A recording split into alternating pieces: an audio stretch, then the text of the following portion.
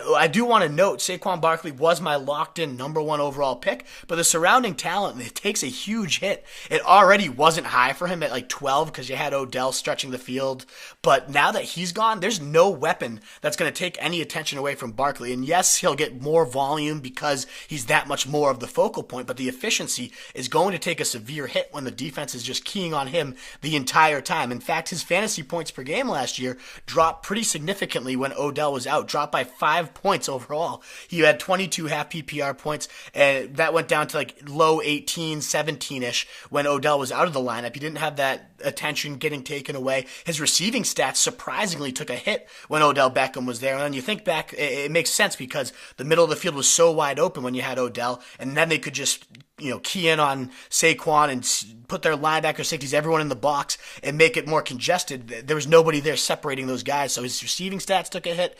And now Saquon drops down to maybe 4 or so on my big board. Below, man, it's tough. Zeke's clearly ahead of him for me. Maybe even McCaffrey and Kamara. And then now it becomes like Barkley, maybe Gurley, who has his own question marks now. I don't know. How far would you drop Barkley in your rankings personally? Well, I didn't have Barkley number one overall, but I did have him very high. Who was yours, Zeke? No, I'm.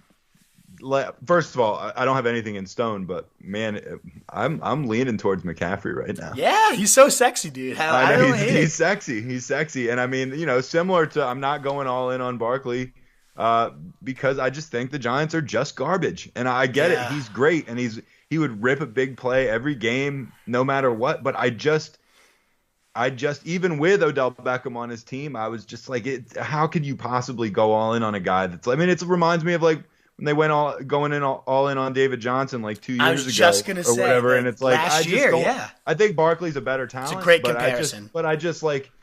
I don't know. I wouldn't feel comfortable using the number one overall pick.